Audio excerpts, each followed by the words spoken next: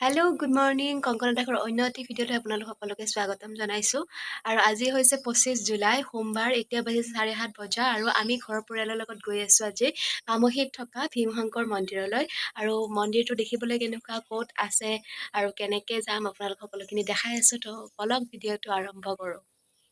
আৰু এয়া মই ঘৰৰ পৰা ওলালোঁ আৰু গৈ আছোঁ মিৰ্জাৰ চকলৈকে। বাছ ষ্টেচনৰ পৰা আমি বাছতে যাম ৰাণীলৈকে। এয়াই হৈছে আমাৰ মিৰ্জাৰ ৰাতিপুৱাৰ দৃশ্য আৰু বতৰটো আজি অলপ কিবা ডাৱৰীয়া হৈ আছে, হয়তো দেৰিলৈকে বৰষুণে দিব। তথাপি ৰ'দ দিয়াতকৈ বৰষুণ দিয়াই ভাল, কাৰণ ৰ'দটো সহ্য কৰিব নোৱাৰি। আৰু এয়া বাছ আহি পালে আৰু আমি বাছত উঠি আছোঁ ৰ'ব। চিট পালোঁ আৰু গান ধুনীয়া বাজি আছে বাছখনত। এইফালে আছে আমাৰ মিৰ্জাৰ এম বজাৰ, আপোনালোকে কাপোৰ সামগ্ৰী লাগিলে ইয়াতে ক্ৰয় কৰিবলৈ আহিব পাৰে। ৰাণী আহি পালোঁ আৰু দেখিছে ছাতি লৈছে মানুহে। মই কৈছিলোঁ বৰষুণ দিব বুলি আৰু বৰষুণ অলপকৈ পৰি আছে। ভাগ্যক্ৰমে মই এটা ছাতি লৈ গৈছিলোঁ।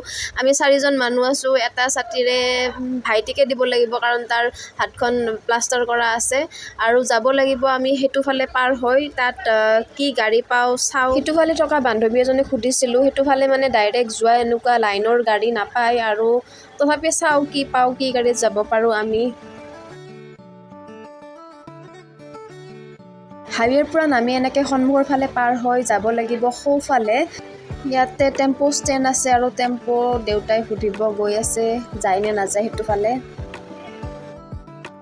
ঠিক কৰিলোঁ টেম্পুখন আৰু আমাৰ আগত গৈ থকা সেই টেম্পুখনৰ গোটেইখিনি মানুহে মন্দিৰটোলৈ গৈ আছে, কাৰণ আজি হৈছে শাওণ মাহৰ 2টো সোমবাৰ। গতিকে সকলো ভক্তই শিৱ বাবাক প্ৰাৰ্থনা কৰাৰ কাৰণে সাজু আৰু এয়া সেউজীয়া প্ৰকৃতিৰ মাজে মাজে আমি গৈ আছোঁ। লগতে বৰষুণো দি আছে, তিতিছোঁ অকণমান। আৰু এয়া হৈছে দীপৰ বিলৰ দৃশ্য, দীপৰ বিলৰ দলং সেইখন দেখা পাইছে আপোনালোকে।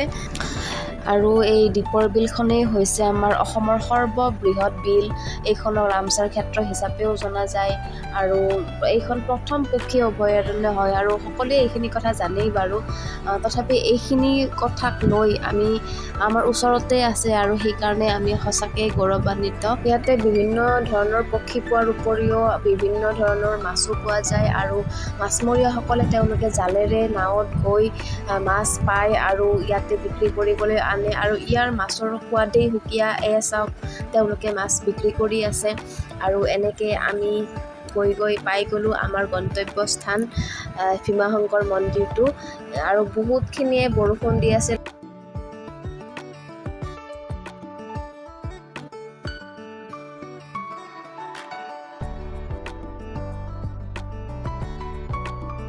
আৰু এইখনেই হৈছে মন্দিৰলৈ যোৱা মুখ্য দুৱাৰ আৰু ইয়াত এনেকৈ বাঁহ দি থোৱা হৈছে যাতে ডাঙৰ গাড়ীবিলাক সোমাব নোৱাৰে। আৰু বাইক বা স্কুটি নিব পাৰিব, কিন্তু ডাঙৰ গাড়ীবিলাক ইয়াতে সোমাব নোৱাৰে। বাহিৰতে পাৰ্কিঙৰ ব্যৱস্থা আছে আৰু আমি সোমায়ে ইমান মানুহ দেখা পাইছোঁ। আৰু ইয়াতে ফ্ৰীতে পানী দি আছে ভক্তসকলৰ কাৰণে, আমিও লৈ ল'লোঁ ফ্ৰীতে পোৱাৰ কাৰণে। আৰু ইয়াৰ পৰা প্ৰায় 1.5 কিলোমিটাৰ মানেই হ'ব মূল মন্দিৰটোলৈ। পূজাত লগা সামগ্ৰীবিলাক আপোনালোকে ইয়াত থকা দোকানকেইখনতে কিনিব পাৰিব।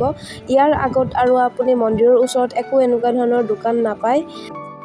পোনপ্ৰথমে পাব আপোনালোকে গণেশ মন্দিৰ আৰু আমি ইয়াতে থাকি ধূপ জ্বলাই সেৱা কৰিলোঁ। আৰু ইয়াৰ ওচৰতে থকা এই চেণ্টাৰটো চাওঁ, ইয়াতে মেডিকেল টিম এটা আছে। ভক্তৰ আকস্মিক কিবা এটা হ'লে তেওঁলোকে সেৱা আগবঢ়াব পাৰে। আৰু আমি গৈ আছোঁ এতিয়া মূল মন্দিৰটোলৈ। গণেশ মন্দিৰ পাৰ হোৱাৰ অলপ পিছতে এনেকুৱা ধৰণৰ লাইন আৰু ভক্তবিলাকে এনেকৈ ছাতি লৈ লাইন লাগি আছে। আমিও আৰু কেতিয়া গৈ পাওঁ চাই লওঁ। 15 মিনিটৰ মূৰে এনেকৈ অলপকৈ আগুৱাই গৈ আছোঁ আৰু বৰষুণত জিকি কাপোৰ আঁতিব পৰা হৈছোঁ আৰু 1 ঘণ্টামান মূৰত অকণমান আগবাঢ়িলোঁ বাৰু। আপোনালোকে লাইনটো চাওক, কিমান হাজাৰ হাজাৰ মানুহ ইয়াতে আছে আৰুতো আগত বহুত আছে, আধা কিলোমিটাৰমান আৰু যাবয়ে আছে আমি। ইয়াৰ পৰাই বহুত দীঘলীয়া লাইন। এতিয়া বাজিছে 11টা আৰু ইয়াতে আমি চেণ্ডেলবিলাক থলোঁ আৰু অকণমান আগত গেটখন অলপমান দেখা পোৱা গৈছে বাৰু। আগত বা কিমান দীঘলীয়া লাইন আছে ক'ব নোৱাৰোঁ। আৰু এই জুম পাতি থকা মানুহখিনিয়ে কৰিছে কি, তেওঁলোকে লাইনত নাথাকি পেলাই সহজতে লাইনবিলাকৰ কাষে কাষে আহি এনেকৈ দুৱাৰখনৰ কাষতে থিয় দি আছে আৰু তেওঁলোকক কমিটিৰ মানুহখিনিয়ে সোমাব দিয়া নাই। আৰু এই ক্ষেত্ৰত কমিটিৰ মানুহখিনি আমি শলাগিব লাগিব, কাৰণ তেওঁলোকে বুজাই আছে যে ইমানখিনি মানুহ ভগৱানৰ ওচৰলৈ আহি কষ্ট কৰিছে, গতিকে আপোনালোকেও কষ্ট কৰক, আপোনালোকক সহজতে যাব নিদিওঁ। সেইকাৰণে কথাখিনি ভাল লাগিছে। জোতা চেণ্ডেলৰ বাহিৰেও আপোনালোকে ভিতৰত চামৰাৰ বেগ বেল্ট এইবিলাক নিব নোৱাৰিব, আৰু বেল্টবিলাক বাহিৰতে তেওঁলোকে খুলি ৰাখিছে। আৰু ভক্তৰ ভিৰৰ কাৰণে তাৰমানে তেওঁলোকে এনেকৈ দুটা ভাগ কৰি দিছে, যোৱা পথটো বেলেগ আৰু অহা পথটো বেলেগ। আৰু এই যোৱা পথটোৰ অৱস্থা আপোনালোকে দেখাই পাইছে, বহুত বৰষুণ, আৰু তাতে এইবিলাক পাহাৰৰ ৰঙা মাটি বহুত পিছল হৈছে। শাওণৰ মাহৰ বাহিৰে মানে বেলেগ দিনত আহিলে আপোনালোকে সেইটো দুৱাৰেৰেই ওলাব বা সোমাব পাৰিব।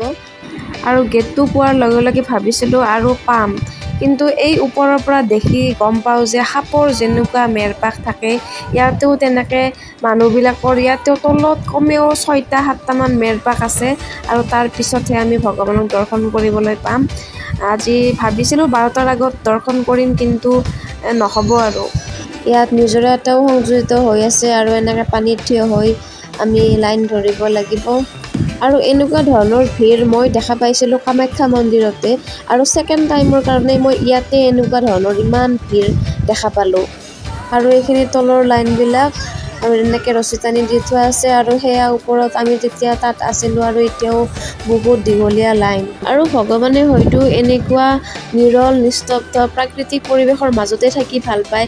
চাৰিওফালে গছ-গছনি, পাহাৰ, নিজৰা, আৰু মানে পৰিৱেশটো ধুনীয়া আৰু শান্ত। ৰ'দ দিলেও কথা নাই এনেকুৱা পৰিৱেশত, কাৰণ চাৰিওফালে গছ-গছনি আছে, ছাঁ হৈয়ে থাকিব। আৰু বহুত দূৰ অতিক্ৰম কৰি আমি ভগৱানৰ ওচৰ পাইছোঁহি, আৰু কমিটিৰ মানুহসকলে ভক্তসকলক সোনকালে মানে পূজা অৰ্চনা কৰিবলৈ নিৰ্দেশ কৰি আছে, কাৰণ ইমানবিলাক মানুহ সকলোকে দৰ্শন কৰাব লাগিব। ভগৱানৰ ওচৰত এয়াই প্ৰাৰ্থনা জনাইছোঁ, যাতে ইয়াত ইমানবোৰ মানুহ, ইমানবোৰ ভক্ত, বয়োজ্যেষ্ঠৰ পৰা ডেকা সৰু ল'ৰা-ছোৱালীলৈকে বহুতো আশা লৈ ইয়ালৈ আহিছে, আৰু সকলোৰে আশাবোৰ পূৰণ হোৱাৰ লগতে মোৰ পৰিয়ালটো যাতে সুস্থ থাকে তাকে কামনা কৰিছোঁ। আৰু এতিয়া আমি যাবলৈ ওলাইছোঁ, আৰু যোৱা সময়তো চাওক আপোনালোকে কিমান দীঘলীয়া ভিৰ। আৰু এনেকৈ খালী প্লেট লৈ বহি আছোঁ, ইয়াতে খিচাৰি দিব, আৰু প্ৰত্যেক বছৰে এনেকৈ কমিটিৰ মানুহে ভক্তৰ বাবে আয়োজন কৰে। আৰু এয়া খিচাৰি চব্জি মই এতিয়া খাই লওঁ। মোৰ তৃতীয়টো ভিডিঅ' চাই আপোনালোকে কেনে পালে জনাব, আৰু অন্য এটি ব্লগৰ সৈতে অহাৰ আশাৰে বাই বাই, জয় আই অসম।